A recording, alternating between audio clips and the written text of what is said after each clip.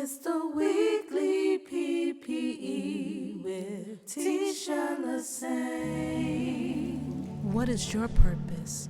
What is your passion? What empowers you? So you are listening to the weekly PPE with Tisha Lasane. What is your purpose? What is your passion? And what empowers you? And I'm just so excited to have Rufus Johnson, a Richmond native, on the line with me today. We will be talking about his new single, the journey that is taken to get to where he is now, and just all of the great things and the not so great things that have gone on in his career and in his life. So I'm really excited to have him on today. I feel like I know so much about him already. So we will definitely be getting down to what's his purpose, what is his passion, and what has empowered him throughout this entire time. I know Rufus and I ran into each other about 4 or 5 years ago in Times Square in New York. And I think that was right before, maybe 6 years, right before he teamed up with GI. And so it was kind of cool to run into them in Times Square. And just to kind of see his career from high school is when I met him and his brother.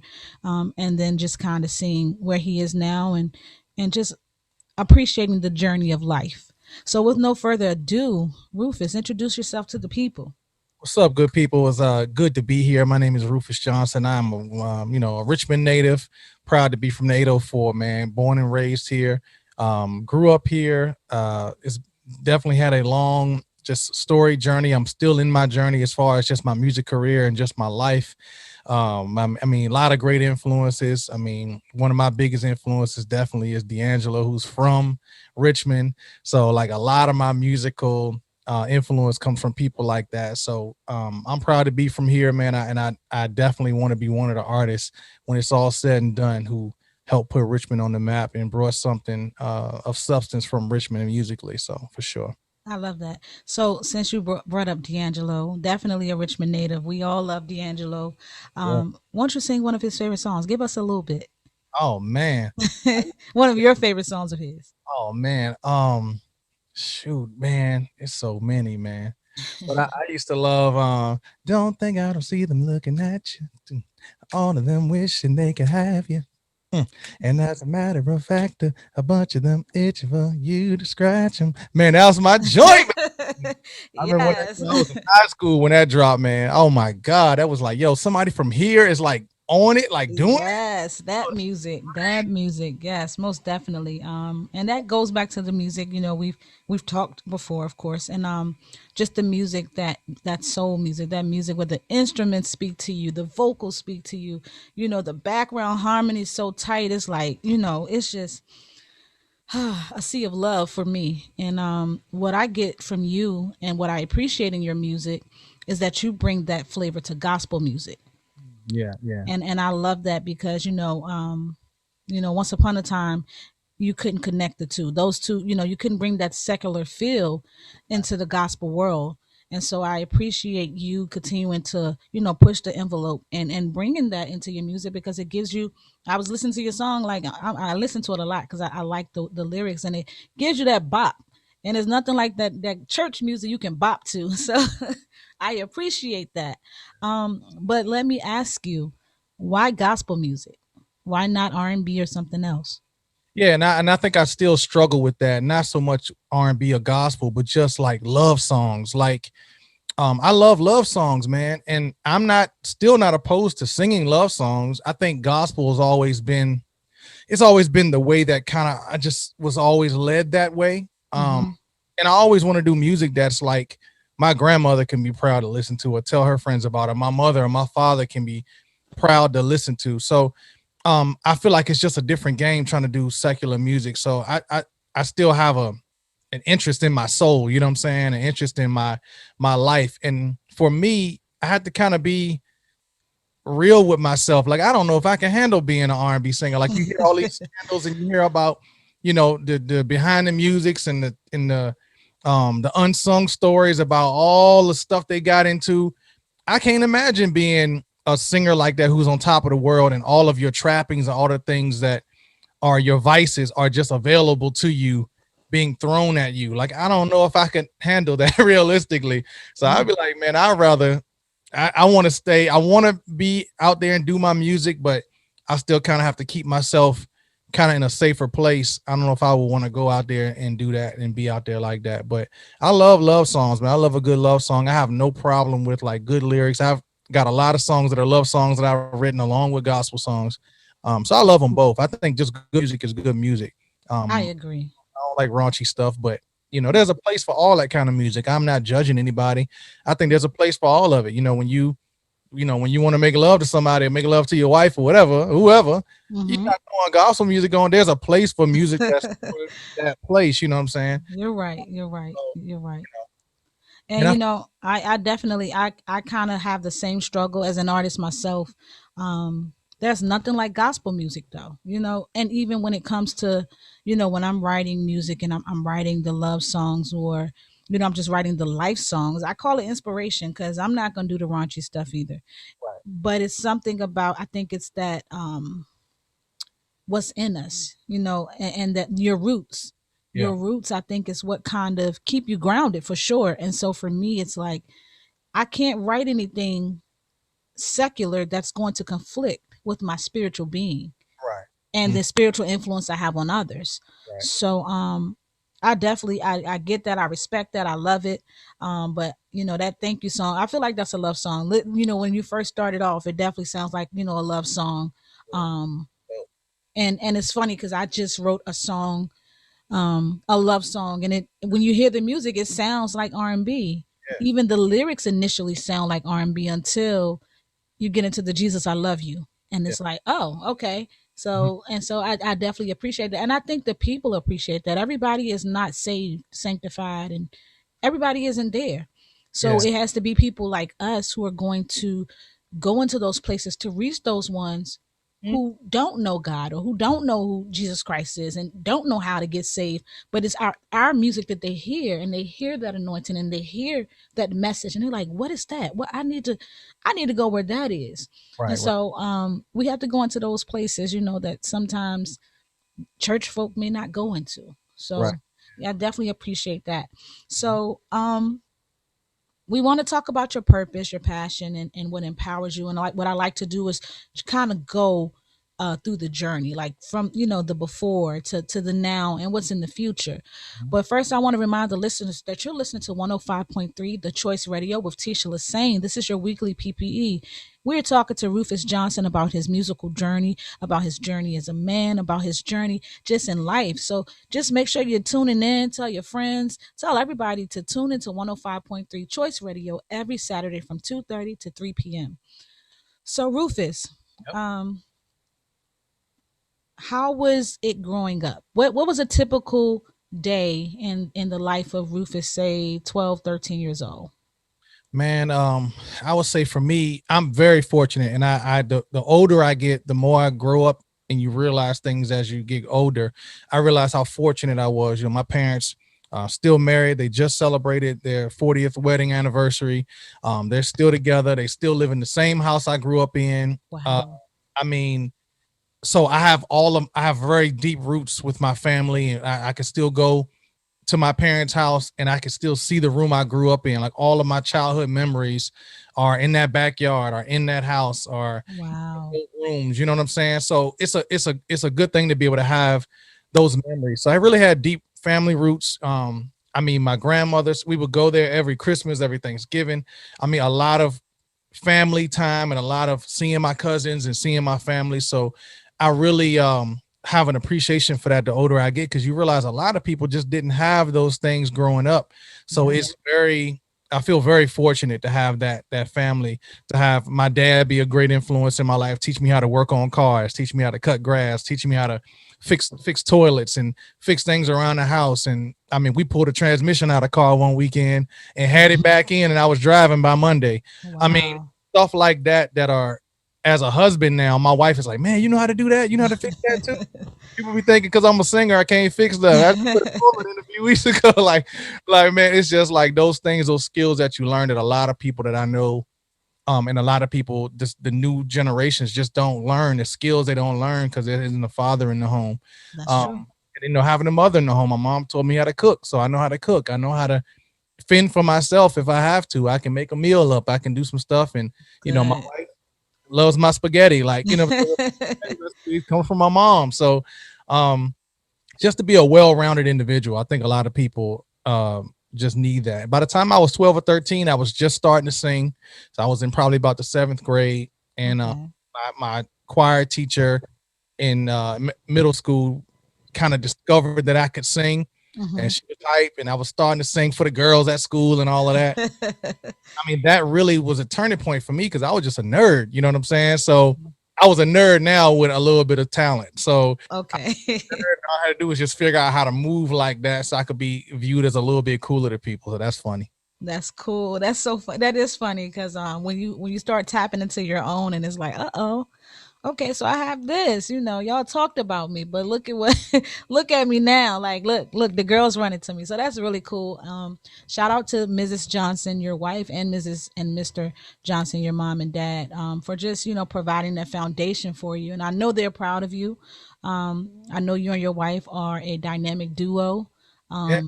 A power couple. Y'all need to do more and let people know more of what y'all are doing together because I said it before.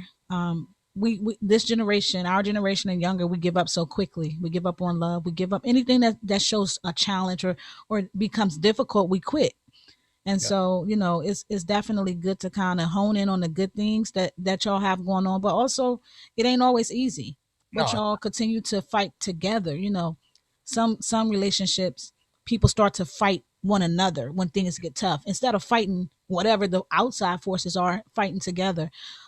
There's strength in numbers, and so I commend you guys. I wish y'all the best. Thank you so much. I know great things will come Yeah. when the little ones start running around and all of that good stuff.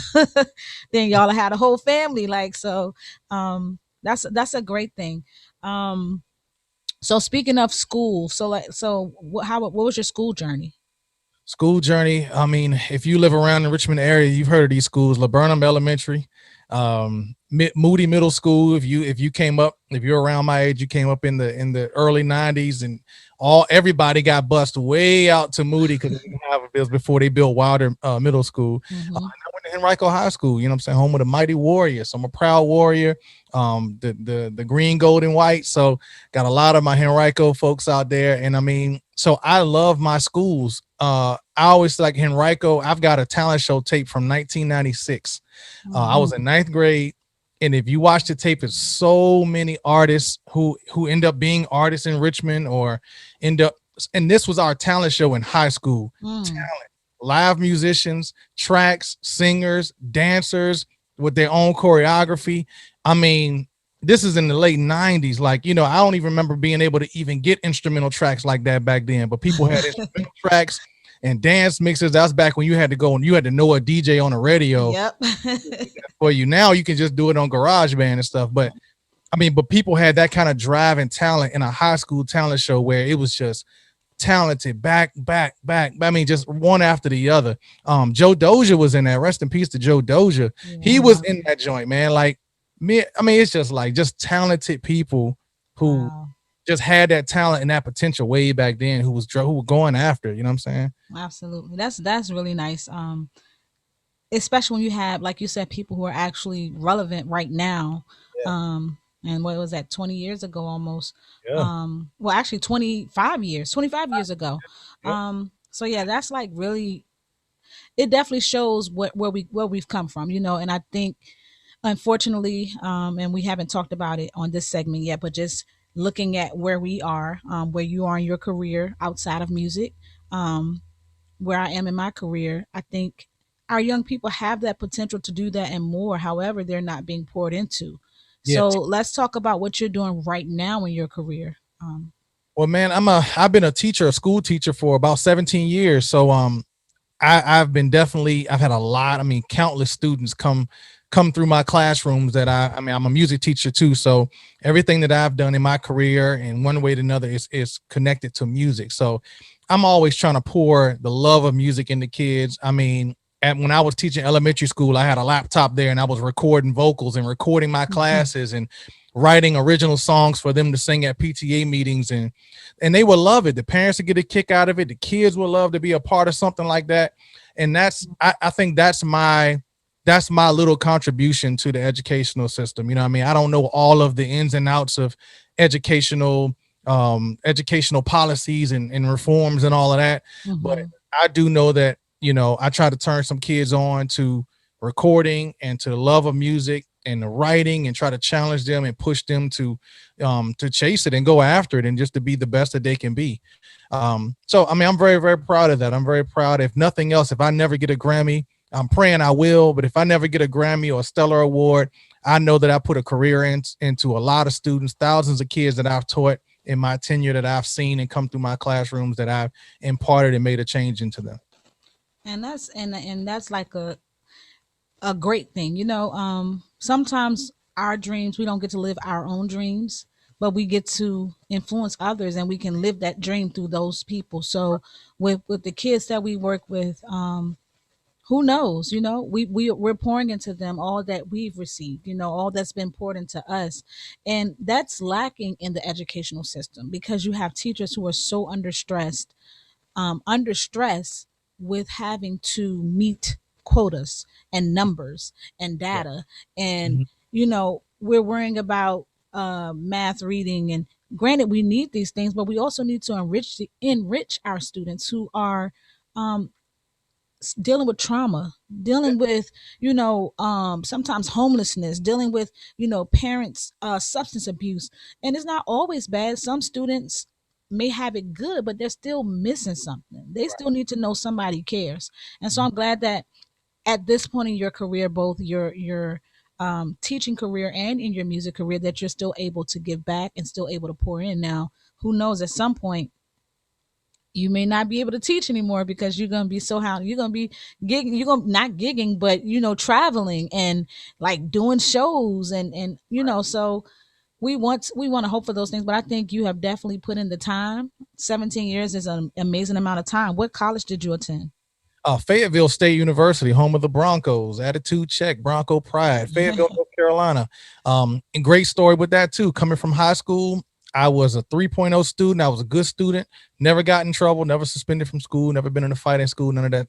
But I was in the choir heavy. So my choir director, I love her like a mother. You know what I'm saying? She saw my potential, and she just so happened to have the hookup, and she knew the chancellor of Fayetteville State personally. He was a family friend. And I always tell my students, man, you never know who's watching you. You never know who knows who. Mm-hmm. Because I never was a problem for her. I was her best student, one of her best students. She had to hook up. She said, hey, fill this out, give it back to me. I'm gonna send it off. It was just an application for Fayetteville State. I'd never heard of Fayetteville State. And hadn't even ever been to Fayetteville. I might have been to Durham once or twice in my life or something like that, but never heard of Fayetteville. But I did it, was obedient, and she sent it off. And a few weeks later, you've been awarded a full academic scholarship. And I went there and I made the most of it, man. I was Mr. Fayetteville State, graduated with honors, graduated in 4 years. I didn't take no longer. And I mean, I got down there and got down to business and made the best of it. You know what I mean? So that's just what it's about. And that's dope, because that's putting in the work.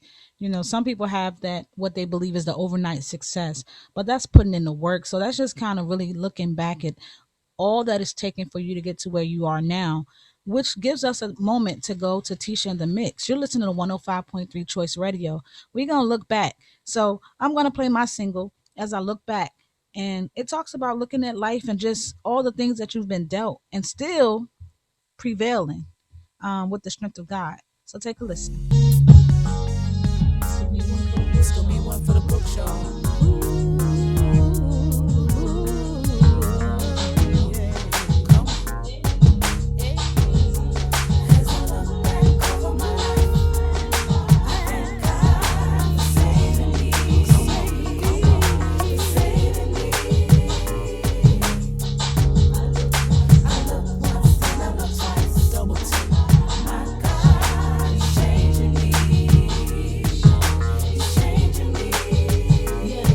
Yes, I'm a work in progress. Never gave nothing less than my best. See, God is progressively working. Strife, hate, pain, and all of this hurting. He looked beyond me to my inside. Fire won't shut up in my bones. I can't lie. A whim away, Simba. I got the lion's pride. So thankful to the Most High. As I look back over my life,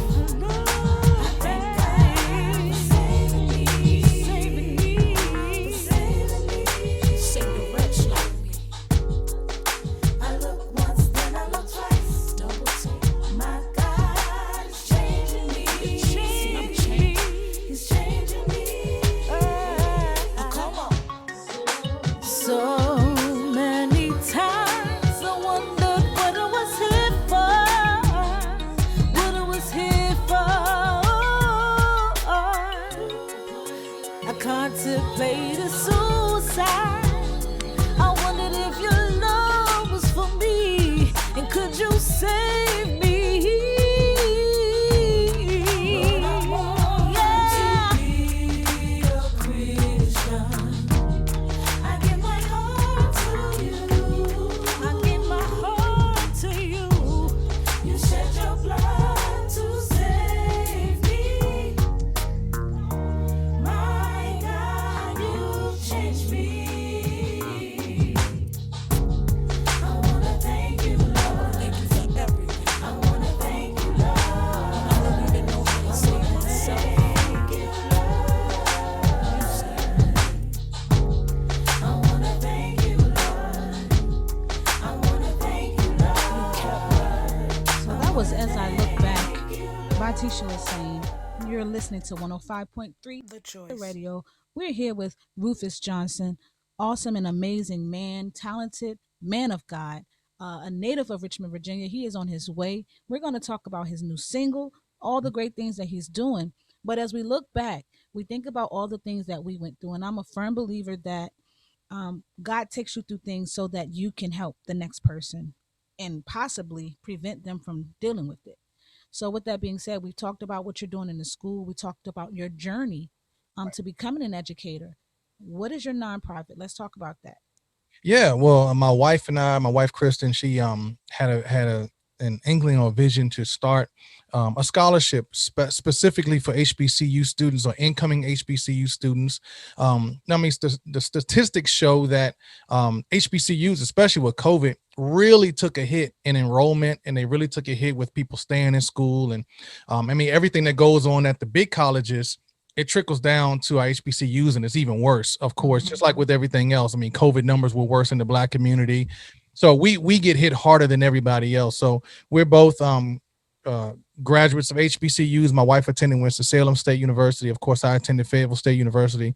So we just got together and we wanted to do, last year was our first year of the KR Scholars is what we call it. And last year we gave $1,500 just out of our own pocket, 3 $500 scholarships to 3 great students. And they're all doing well this year, and they're doing well. We check on them, we stick with them, and we're trying to create a pipeline. We just started where we were, and this year we took donations. We got our government status and all that for nonprofits, so we're able to take donations from people, and we have raised over $5,000 that's going to go toward more students. So we're going to give 5 $1,000 scholarships this year. So we were able to give more money and give it to more students. So it's been a real blessing, and we're very thankful for everybody who's banded together, every donation, and that money is going to a good cause.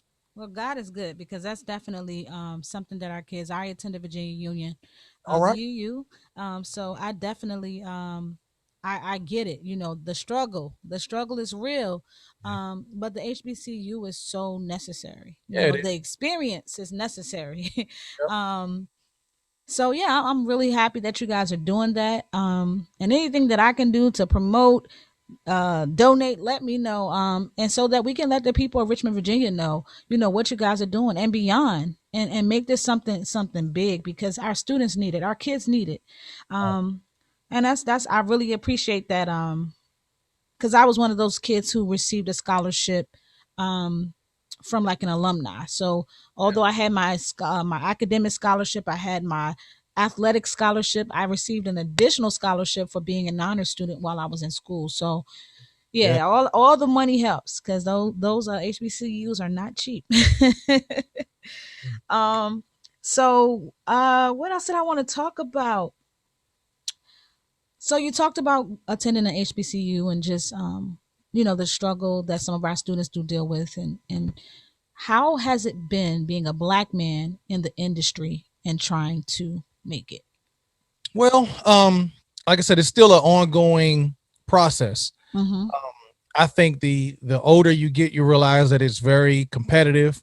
There are a lot of great, talented people, and then I'm getting older, so there are people who are younger than me that are coming through who are killing the game. Mm-hmm. So you have to. I think there's always a place, and I struggled with that for a little while before I released this last single.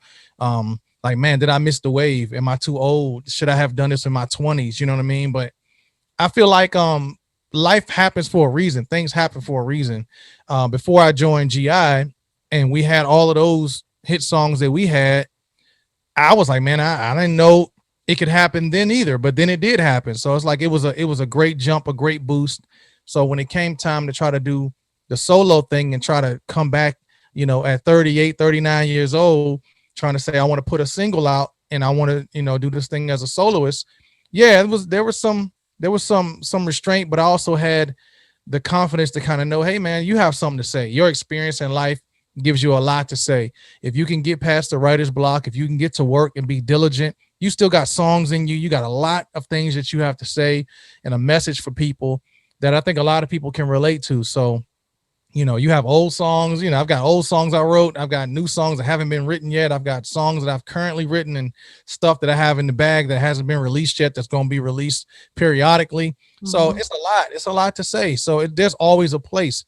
Another thing we were talking about earlier was that like success in the music business Mm-hmm. isn't always what you think. Like, you know what I mean?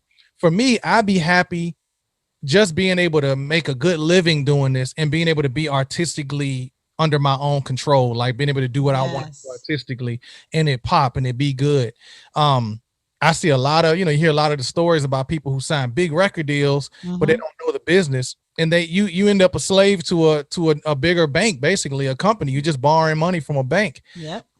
So as a man who's 40, 39, you know what I mean? I'm in a little different place than I was when I was 20 something. So True. I'm married, don't have any debt. So I'm in a better place to be able to navigate my career and have wisdom about it and understand the business and be able to move and be more successful, which to me is much more powerful than being young and impressionable and not knowing the business. True. That is so true. And by the time you're 40, career is gone. So, Right. because of those young mistakes and just ill-advised mistakes. So, with that being said, you say you have a catalog of music, and right now, Thank You is on the charts and it's climbing. Let's talk about how we got to Thank You because I want the people to hear this song. For sure. Well, man, I'm gonna try to keep it short. Thank You was a song that I had written originally back in probably 2011, maybe 2012. I can't remember, but it was a song I wrote and recorded an early version of it, which is out there. You can, it's up on Spotify. It was a part of an EP that my church that I'm a member of. We put out an EP. It had different songs that were rapping and singing. It was just a different collaboration. So that was the original version of the song. So it's kind of quiet. Most people didn't hear it, which was a good thing for me because I was able to put it out and have a version of it out there, but I wanted to revamp it. So when everything hit with COVID and the pandemic, we had all this time. I'm sitting at home. Of course, I'm a school teacher, so we were out of school for months. So I just kind of decided, hey, I want to try this thing and I want to use this time to be productive. Mhm. So I said, what can I do? I kind of was having writer's block. I wasn't inspired to write at the time, so I didn't want to do a new song. So I said, hey, I've got this song. Thank You. It's already been released. It's already a great song, but I think I could take it to the next level. So I reached out to my producer Daniel Bryan, who's actually one of my former students, and but he's a great producer. He lives in Atlanta, and we did the whole sessions right here in this room via Zoom. So we, he has a way of controlling my computer from Atlanta. And then we just had the camera on. Of course, I have a recording set up in here in my studio. And we recorded all our records remotely via Zoom. And they came out amazing. So Wow. it's really great that we figured it out. And it's kind of a little secret. I don't know if a lot of people are onto it yet, but we figured out a way to really do it as easily as possible. Next best thing to being in the room together and working at that pace. So it came out really well and we released it on my birthday, July 19th of last year. And that's when it came out. And it was just one of those things. I wanted to celebrate my 39th birthday with a new record. And then we started servicing the radio in January. And in 5 months, it's gone from, the bottom of the list in the 400s to number 60. So we're very, very proud of that. And it's great encouragement to keep going. And I'm proud of it. And I love the song. So we're going to let the people hear it. For Thank sure. You by Rufus Johnson.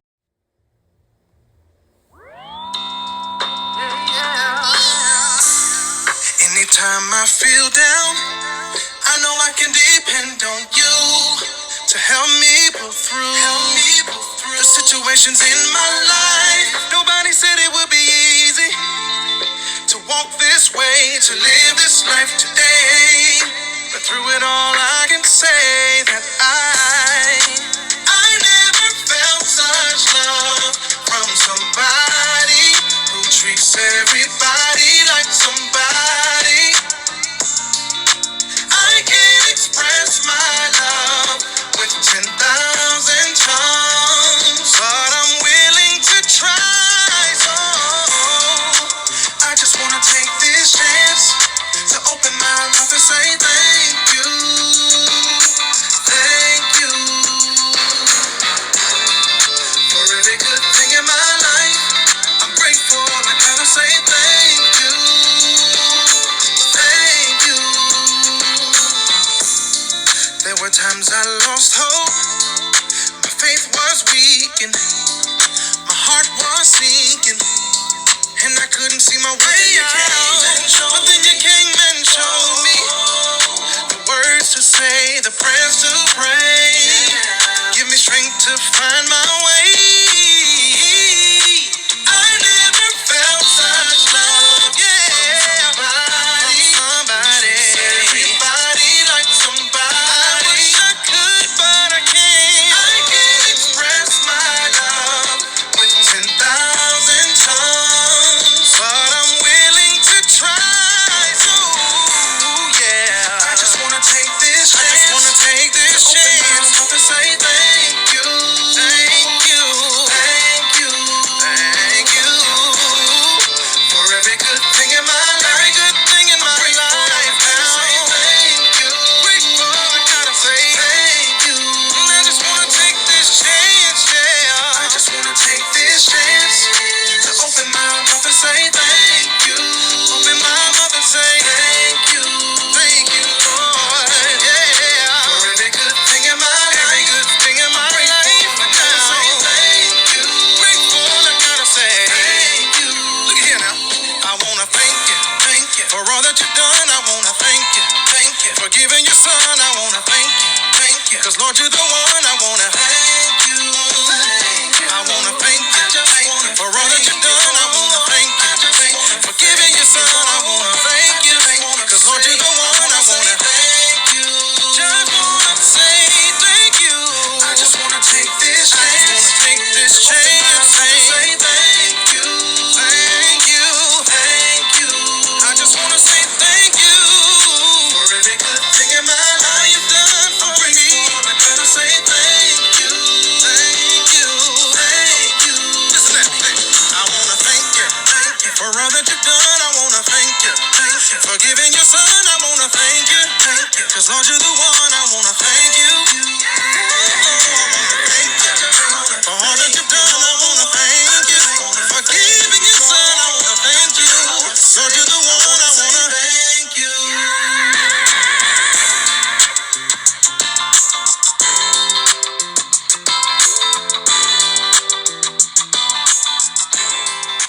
That's Thank You by Rufus Johnson. I love the song. You know what makes me laugh every time I hear it is the little voice in the end. Yeah. Is that you or is that Yeah. That's that's that quartet. That's that quartet. I was feeling like I wanted that James Brown get on up, get up. yes, I Yeah. love it. I love it. Yeah. It definitely gives you the church right there. Like that, Yeah. that old school stomping and I love it. I love it. But I love the song. I definitely think the song is meaningful. I thank you for, after 9 years, you said 2011, 10 years. Yeah. Well, 9 years because you brought it out last year, but just bringing it back and reviving it and bringing it back to life and bringing it to the people. That just goes to show that God has his timing and everything. Yeah. Um, and so, he gives us everything that we need to Yeah. fulfill his will. And it's just in his timing of when he wants to bring it to the forefront. So I definitely think that's an awesome song. I'm waiting to hear what's next. Maybe we can collab together and I can do some oohs and ahs or something somewhere on, on a track or something. Sure. But I thank you for just taking a moment for being a part of this interview on today. Um, is there anything you want to leave your social media tags and everything for the people? Sure, man. Like I said, my wife and I, the scholarship is krscholars.com. You can follow on Instagram, KR Scholars. Facebook, KR Scholars, all of that. My personal stuff, if you want to connect with me, Instagram is I am Rufus Johnson. Facebook is just Rufus Johnson. You can find me there. I also have a YouTube page as well, man, trying to get them subscribers up. And I post videos and stuff all the time, singing videos and reaction videos. So that's I am Rufus Johnson as well, man. So y'all look me up, find me any of those places, and I'm busy doing something.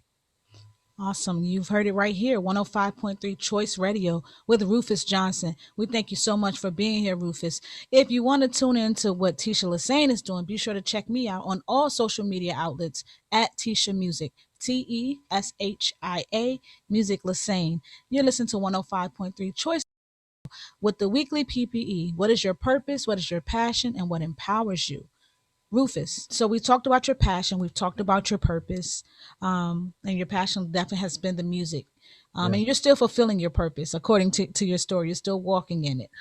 Mm-hmm. What has empowered you through all of this? Um, I would say just empowering. I mean, it's just the grind of doing something positive in life. You know what I mean? There's a million reasons or a million things that are negative out here. There's a million reasons to get mad and fuss and fight and be at odds with people.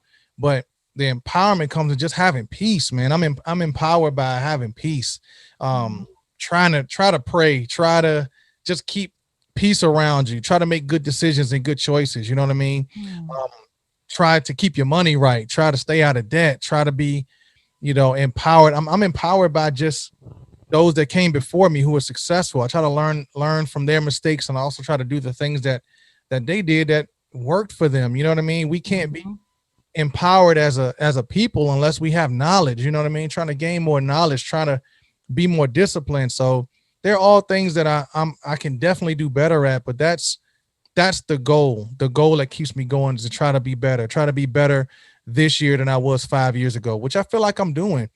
There's still a long way to go, but trying to be better, trying to make up for things you may have done that weren't right, decisions that you made that weren't right. But that's the goal. Try to always get better, stay better, and live and be a better person. Awesome. So, growing up, or in life, what has been a struggle? What has been your struggle, or the hard thing for you to get back past? Exactly. I would say, like I said, the thing that they always say, that the quote is, the enemy of great is good. So I was always like, once I discovered I could sing and I discovered I had a talent, I put the work in to become as good as I could be. And then I kind of, for a while, I guess I kind of took my foot off the gas. And because I was just always good, or in the room where I was in my small pond of my school, or my city, or whatever, my town or my neighborhood or whatever, I stood out. So that happened in high school. That happened in college even. I was a standout, but I was a standout because it just wasn't anybody else necessarily around me who was achieving the way that I was. But all I was doing was what I was supposed to do. Which is you can get relaxed, you can get jaded in that thinking, oh, I'm all right. But all right is not good enough. Like when you get into a realm where everybody around you is going to get it and everybody's excellent, then you really start separating your efforts, and you start saying, okay, I have to really, these are some bad habits I got to take. I've got to stop being so lazy. I've got to, stop looking at so much television or listen to so much music and just sitting back and chilling. Got to stop taking so many naps. And I've got to, get myself together. I got to get in shape. I got to, make sure I'm taking care of myself. I got to make sure I'm writing and recording more and putting the work in, you know what I mean? So I think that's always the thing, is to be good and to not be settled in that, to try to be great, being great versus just being good. Yeah, and I definitely think me being an athlete, I can totally relate. Yeah.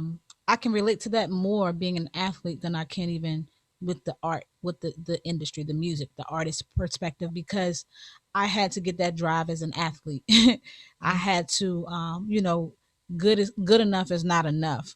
Right. You're trying to get a scholarship to college. You're trying to do these things.